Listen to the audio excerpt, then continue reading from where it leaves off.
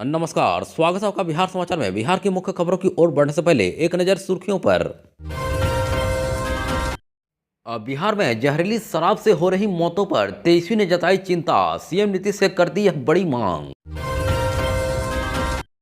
बिहार के 18 जिलों में छाया रहेगा घना कोहरा, मौसम विभाग ने जारी किया अलर्ट।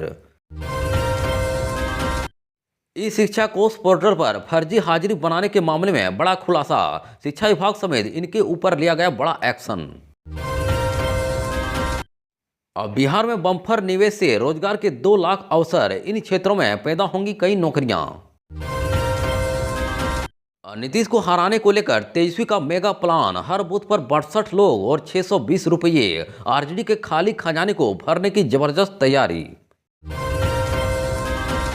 लगातार देर से स्कूल आने वाले शिक्षकों का होगा ट्रांसफर, नई नियमावली के साथ हुआ गजट प्रकाशन। शिक्षा विभाग ने सभी डीओ को लिखा पत्र, 23 सितंबर से विशिष्ट शिक्षकों को नियुक्ति पत्र देने का आदेश। बिहार में पेपर लीक पर सियासी संग्राम, विजय सिन्हा बोले आरजेडी करा रही पेपर लीक, वहीं तेजस्वी ने कहा कि वह तो डिप्टी सीएम बनने के लायक ही नहीं। अब चले जानते हैं बिहार की मुख्य खबरों की ओर विस्तार से। अपनी यात्रा के दौरान नेता प्रतिपक्ष तेजस्वी यादव कटिहार पहुंचे हैं, जहां उन्होंने विभिन्न मुद्दों पर अपनी राय रखी। वहीं इस दौरान उन्होंने बिहार में जहरीली शराब से हो रही मौतों पर चिंता जताते हुए मुख्यमंत्री नीतीश कुमार से बड़ी मांग कर दी है। वहीं इस दौरान उन्होंने केंद्र और राज्य सरकार पर हमले भी बोले हैं। दरअसल कटिहार में मीडिया से बातचीत के दौरान तेजस्वी ने बिहार में शराब से हो रही मौतों पर गहरी चिंता जताई और कहा कि हम लोग चाहते हैं बिहार नशामुक्त हो।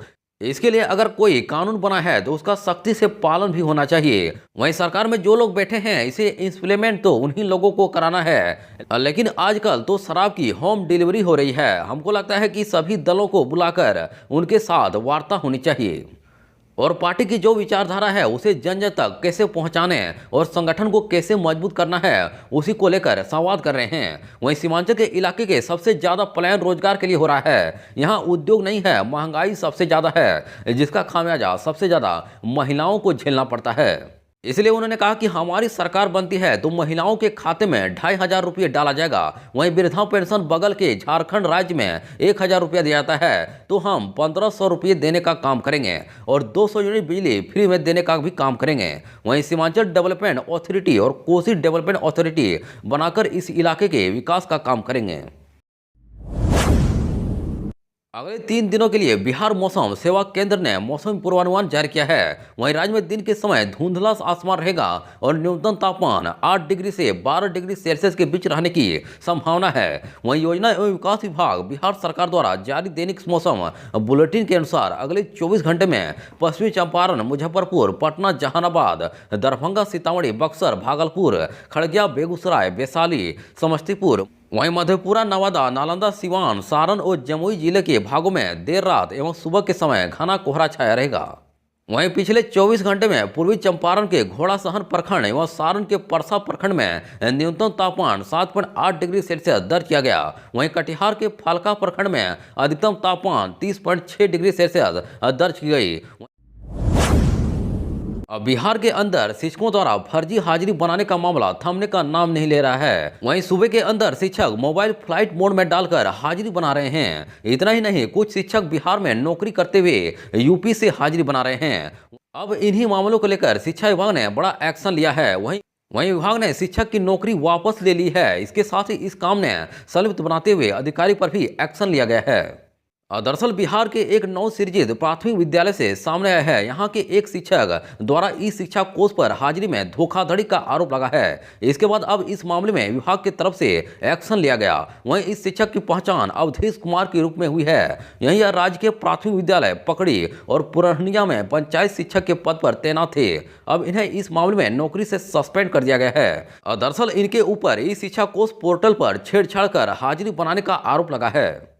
इसके बाद इनके द्वारा प्राथमिक विद्यालय पकड़ी का भी निरीक्षण किया गया एवं निरीक्षण प्रतिवेदन ई शिक्षा कोष पर अपलोड किया गया, जबकि संबंधित विद्यालयों के प्रभारी प्रधानाध्यापक इस शिक्षा कोष पर उपस्थित दर्ज कर विद्यालय से गायब रहते थे। इसकी जांच अनुमंडल पदाधिकारी शिवहर द्वारा किया गया एवं आरोप सत्य पाया गया। अब बिहार बिजनेस कनेक्ट 2024 में इस बार आए बम्पर निवेश प्रस्तावों से राज्य में रोजगार के अवसर भी बढ़ेंगे। खासकर गैर पारंपरिक ऊर्जा, वस्त्र, आईटी और विनिर्माण क्षेत्र में अधिक रोजगार पैदा होंगे। इससे बिहार से पलायन रोकने में मदद मिलेगी। वहीं राज्य के युवाओं को अपने घर के आसपास काम मिलेगा। वहीं एक अनुमान के मुताबिक प्रत्यक्ष और अप्रत्यक्ष तौर पर 2 लाख लोगों को रोजगार मिलने की संभावना है। वहीं एक अनुमान के मुताबिक प्रत्यक्ष और अप्रत्यक्ष तौर पर 2 लाख लोगों को रोजगार मिलने की संभावना है। दरअसल अडानी समूह ने करीब 28,000 करोड़ के निवेश से 53,000 युवाओं को प्रत्यक्ष और अप्रत्यक्ष तौर पर रोजगार देने की बात कही गई। इसमें ईवी, सीजीडी और सीबीजी क्षेत्रों में 27,000 और प्रौद्योगिकी क्षेत्र में 4,000 और विनिर्माण में 9,000 और ऊर्जा क्षेत्र में करीब 14,000 नौकरियां शामिल है। इसी तरह सन पेट्रोकेमिकल के प्रबंधक निदेशक दिलीप सांघवी ने कहा कि अक्षय ऊर्जा तथा भंडारण बुनियादी ढांचे में 36,700 करोड़ रुपए का निवेश कर रहे हैं। वहीं इन परियोजनाओं से 30,000 से अधिक नौकरियों का सृजन होगा। वहीं आईटी क्षेत्र की कंपनियां खुलने से राज्य के बाहर नौकरी कर रहे सॉफ्टवेयर इंजीनियरों को राज्य में काम करने के लिए मौका मिलेंगे। दरअसल आईटी क्षेत्र की कंपनियां खुलने से राज्य के बाहर नौकरी कर रहे सॉफ्टवेयर इंजीनियरों को राज्य में काम करने के मौके मिलेंगे। वस्त्र उद्योग, खाद्य प्रसंस्करण क्षेत्र में सबसे अधिक लोगों को रोजगार मिला है। वहीं वस्त्र और चमड़ा क्षेत्र में 24 कंपनियां 1,295 करोड़ का निवेश करेगी। वहीं प्लास्टिक और रबड़ क्षेत्र में 5 कंपनियां 665 करोड़ रुपए का निवेश करेगी। वहीं इन क्षेत्रों में उद्योगों लगने से भी युवाओं को रोजगार मिलेगा। वहीं आगे भी इन्हीं क्षेत्रों में सबसे ज्यादा रोजगार की संभावना है। लालू यादव की पार्टी राजद नए सदस्य बनाकर अपनी तिजोरी भरेगी। वहीं पार्टी खजाने को भरने के लिए नेताओं विधायकों को बड़ा टास्क दिया गया है। वहीं हर मतदान केंद्र से कम 620 रुपये राजद कोष में जमा करने का टारगेट दिया गया। वहीं विधानसभा चुनाव से पूर्व इस लक्ष्य को पूरा करने के लिए पार्टी नेताओं ने पूरी ताकत झोंक दी है। राष्ट्रीय जनता दल ने 19 सितंबर 2024 से सदस्य अभियान शुरू किया है। वहीं पार्टी ने 1 करोड़ सदस्य बनाने का लक्ष्य रखा है। दरअसल सदस्य अभियान की शुरुआत के दिन नेता प्रतिपक्ष तेजस्वी यादव ने कहा था कि उनका मानना है कि राजद बिहार में सबसे अधिक सदस्यों वाली पार्टी बनेगी। दरअसल 19 सितंबर को उन्होंने कहा था कि आज हम न केवल बिहार में बल्कि 200 से अधिक राज्यों में सदस्य अभियान शुरू कर रहे हैं जहां राजद का संगठन है। वहीं हमने 1 करोड़ सदस्यों का लक्ष्य रखा है और यह अभियान आने वाले महीनों तक जारी रहेगा। वहीं तेजस्वी ने कहा था कि समाज के सभी वर्गों के लोग राजद के सदस्य बनेंगे। अब बिहार विधानसभा चुनाव 2025 में सफलता को लेकर राजद ने पूरी प्लानिंग की है। वहीं बूथ स्तर तक पार्टी कैसे आक्रामक हो इसके लिए काम किया जा रहा है। वहीं नेताओं कार्यकर्ताओं को टास्क दिया गया।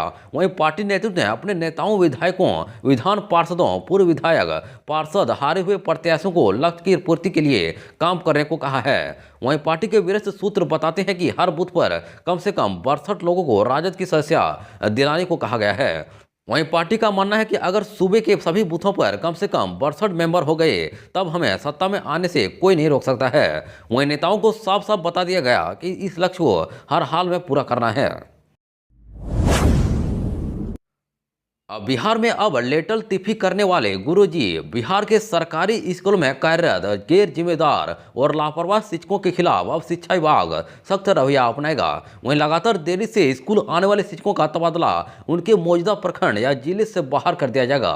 वहीं बिहार विद्यालय विशिष्ट शिक्षक नियमावली 2024 में इसका साफ उल्लेख है। वहीं अब इस नियम को राज्य कैबिनेट से मंजूरी मिलने के बाद इसका गजट प्रकाशन कर दिया गया है।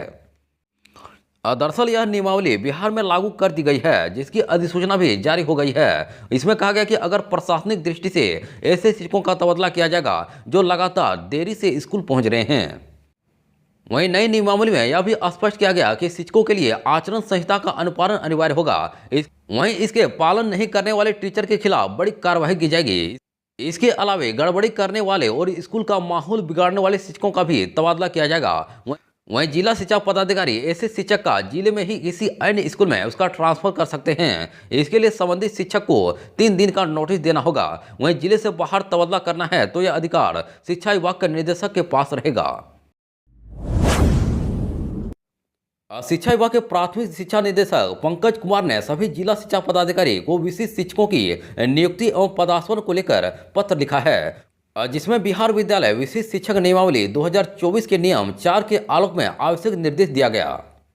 वहीं सभी जिलों के जिला शिक्षा पदाधिकारी को यह कहा गया कि आपके जिले में पदस्थापित वैसे स्थानीय निकाय के शिक्षक जो सफलता परीक्षा उत्तीर्ण कर चुके हैं एवं जिनकी काउंसलिंग पूरी हो चुकी है, उन्हें सबसे पहले विशिष्ट शिक्षक के रूप में औपबंधिक नियुक्ति पत्र अपने स्तर से निर्गत करें। दरअसल विशिष्ट शिक्षक को औपबंधिक नियुक्ति पत्र निर्गत करने को लेकर सभी डीओ को एक सॉफ्टवेयर पर लिंक उपलब्ध कराया जाएगा, जिसके जरिए 23 दिसंबर 2024 से औपबंधिक नियुक्ति पत्र का प्रिंट निकालकर संबंधित शिक्षकों को डीओ वितरित करेंगे। वहीं औपबंधिक नियुक्ति पत्र डिजिटल हस्ताक्षर से निर्गत होगा। बिहार में बीपीएससी के कथित पेपर लीक मामले को लेकर सियासत तेज हो गई है। वहीं पक्ष और विपक्ष एक दूसरे पर पेपर लीक कराने का आरोप लगा रहे हैं। दरअसल बिहार के डिप्टी सीएम विजय कुमार सिन्हा ने पेपर लीक के पीछे आरजेडी के लोगों का हाथ बताया है। तो वहीं नेता प्रतिपक्ष तेजिया ने बड़ा हमला बोलते हुए कह दिया कि विजय सिन्हा तो डिप्टी सीएम बनने के लायक ही नहीं है।